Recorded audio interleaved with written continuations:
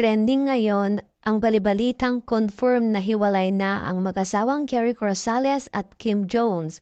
Bagamat dinaan ni Ogie Diaz, ang blind item ay malinaw na sina Jericho at Kim Jones ang tinutukoy nito. Sa latest blind item ni Ogie Diaz ay di umano matagal ng hiwalay ang dalawa. Sabi ni Ogie noong narinig ko ito ay nalungkot ako. Akala ko kasi itong gwapong aktor na ito na ikinasal sa napakagandang babae ay maayos ang kanilang relasyon.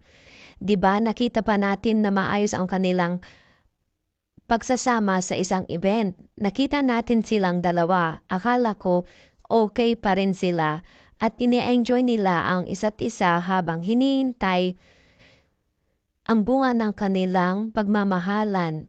Yun pala, naratili silang magkaibigan habang inaayos ang kanilang annulment. Siguro meron talagang ganon, couple. We are at our best kung magkaibigan na lang tayo. Hindi dinetalye ng nakausap ko kung ano ang dahilan ng kanilang hiwalayan. Pero ang importante ay maayos ang kanilang relasyon ngayon bilang magkaibigan. Pahayag ni Ogie Diaz sa kanyang vlog. Hindi man pinangalanan pero nagkomento ang mga netizens na sinasabi na sina Jericho Rosales at Kim Jones Asawa ang dalawa na ikinasal noong 2014 sa Boracay. Maraming nangihinayang sa balitang hiwalay na ang dalawang ito.